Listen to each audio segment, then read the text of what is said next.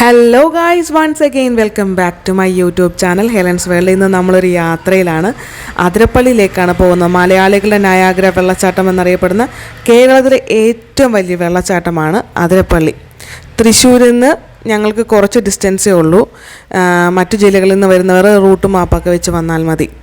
നമ്മൾ പോകുന്ന വഴിക്ക് നമുക്കിങ്ങനെ ഒരു ചെക്ക് പോസ്റ്റ് കാണാം. ഈ ചെക്ക് പോസ്റ്റിൽ നിന്ന് നമ്മൾ ടിക്കറ്റ് എടുത്തു കഴിഞ്ഞാൽ അതിരപ്പള്ളിയിലും വാഴച്ചാലിലും ഇതേ ടിക്കറ്റ് നമുക്ക് ഉപയോഗിക്കാവുന്നതാണ്. പോരുന്ന വഴിക്ക് ഇങ്ങനെ ഒരു വ്യൂ ഉണ്ട്.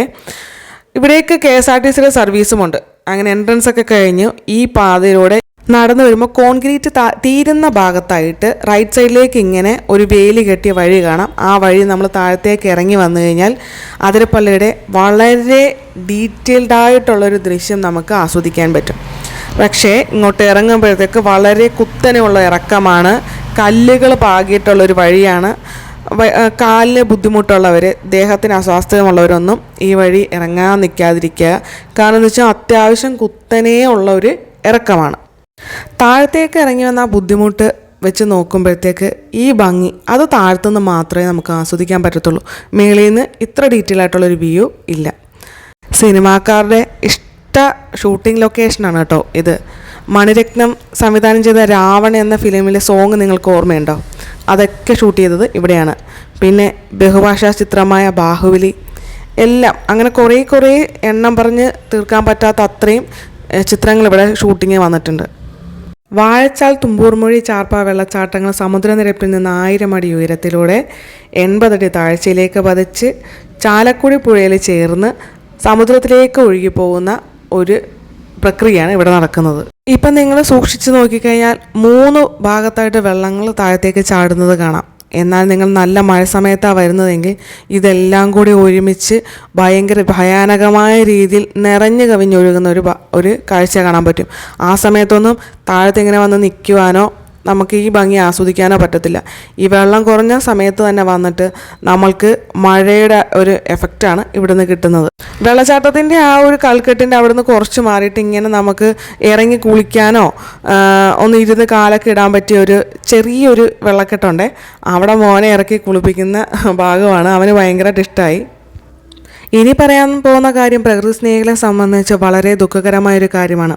അതിരപ്പള്ളിയിലെ ഡാമിൻ്റെ ചർച്ച അങ്ങനെ വന്നും പോയി നിൽക്കുന്നു. അതിരപ്പള്ളിയിൽ ഒരു ഡാം വന്നു കഴിഞ്ഞാൽ മലയാളികളുടെ സ്വകാര്യ അഹങ്കാരമായ അതിരപ്പള്ളി നമ്മൾക്ക് എന്നേക്കും നഷ്ടമാകും. ഇതിന് കുറച്ച് മുകളിലായി പെരിങ്ങൽകുത്ത് എന്ന് പറയുന്നൊരു വെള്ളച്ചാട്ടം ഉണ്ടായിരുന്നു. അതിരപ്പള്ളിയുടെ അത്ര തന്നെ ഭംഗിയുള്ള പെരിങ്ങൽകുത്ത് വെള്ളച്ചാട്ടം അവിടെ ഒരു ഡാം നിർമ്മിച്ചതിൻ്റെ ഭാഗമായിട്ട് എന്നേക്കുമായി നഷ്ടപ്പെട്ടു. അതേ അവസ്ഥ തന്നെയായിരിക്കും അതിരപ്പള്ളിക്കും ഉണ്ടാവാൻ പോകുന്നത്. ഡാമെങ്ങാനും വന്നാൽ വാഴച്ചാൽ വെള്ളച്ചാട്ടവും കൂടി നമുക്ക് നഷ്ടമാകും. പോരാത്തതിന് ഇവിടുത്തെ ആവാസ വ്യവസ്ഥയിൽ താമസിക്കുന്ന അപൂർവയിനം പക്ഷികളും ആദിവാസികളായ കാടർ മലയർ അവരുടെ എല്ലാം ഒരു ആവാസ വ്യവസ്ഥയെ തകിടം മറിച്ച് കളയുമെന്നുള്ളതിൽ യാതൊരു സംശയവുമില്ല. അങ്ങനെ ഒരു ദുരന്തം അതിരപ്പള്ളിക്ക് സംഭവിക്കാതിരിക്കട്ടെ. നമ്മളിപ്പോൾ ഉള്ളത് താഴത്ത് നമ്മൾ മേലിലേക്ക് കയറി മുകളിലുള്ള വ്യൂ ആണ്. ഇങ്ങനെ പുഴ താഴത്തേക്ക് പതിക്കുന്ന ഭാഗത്ത് നമുക്കിങ്ങനെ ഒരു സുരക്ഷാവേലി കെട്ടിയിട്ടുണ്ട്. അവിടെ സുരക്ഷാ ജീവനക്കാർക്കായിട്ടുള്ള ഒരു ഏറുമാടവും കാണാം. അവിടെ നിന്ന് നമുക്ക് അതിരപ്പള്ളിയുടെ താഴത്തേക്കുള്ള വ്യൂ നമുക്ക് ആസ്വദിക്കാൻ പറ്റും. നമ്മൾ നേരത്തെ നിന്നിരുന്നത് ഏകദേശം ആ ഭാഗത്തായിട്ടാണ്. ഇവിടെ നിന്ന് നോക്കുമ്പോഴത്തേക്ക് ഒരു മനുഷ്യരെ പോലും കാണാൻ പറ്റുന്നില്ല എന്നുള്ളതാണ്. ഒരു ഊണൊക്കെ കഴിഞ്ഞ് ഉച്ചതിരിഞ്ഞ് വരുന്ന സമയമാണ് അതിരപ്പള്ളി സന്ദർശിക്കാൻ പറ്റിയ ഏറ്റവും നല്ല സമയമെന്ന് ഞാൻ പറയും. പിന്നെ ഇവിടുത്തെ കാലാവസ്ഥ നമുക്ക് ഒരിക്കലും പ്രെഡിക്റ്റ് ചെയ്യാൻ പറ്റത്തില്ല. ചില സമയം നല്ല വെയിലായിരിക്കും, ചില സമയം നല്ല മഴയും. അപ്പോൾ അത്യാവശ്യമായിട്ട് നമ്മളൊരു കുട കയ്യിൽ കരുതുന്നത് നന്നായിരിക്കും. 5 മണി വരെയാണ് അതിരപ്പള്ളിയിലും വാഴച്ചാലിലും എൻട്രി സമയം. അത് കഴിഞ്ഞാൽ ക്ലോസ് ചെയ്യും. മുകളിൽ നമ്മൾ നോക്കിക്കഴിഞ്ഞ് കഴിഞ്ഞാൽ പല സ്ഥലത്തും മുന്നറിയിപ്പ് ബോർഡുകൾ വെച്ചിട്ടുണ്ട്, ജലാശയത്തിലേക്ക് ഇറങ്ങരുത് എന്ന് പറഞ്ഞിട്ട്. എന്നിട്ടും അത് അവഗണിച്ച് പലരും ഇറങ്ങുന്നതായി കണ്ടു. നമ്മുടെ സുരക്ഷ നമ്മുടെ മാത്രം ഉത്തരവാദിത്തമാണ്. എല്ലാവരും വന്ന് സേഫായി കണ്ടുപോവുക. ഇനി അടുത്തത് തുമ്പൂർമൊഴിയിലെ വീഡിയോ ആണ്. ഈ വീഡിയോ ലെങ്ത് ആയതിനാലാണ് രണ്ടാമതൊരു വീഡിയോ ചെയ്യുന്നത്. ഇതുവരെ വീഡിയോ കണ്ട് സപ്പോർട്ട് ചെയ്ത എല്ലാവർക്കും നന്ദി. നമ്മുടെ ചാനൽ ഇഷ്ടപ്പെട്ടാൽ ലൈക്കും ഷെയറും സബ്സ്ക്രൈബും ചെയ്യാൻ മറക്കരുതേ.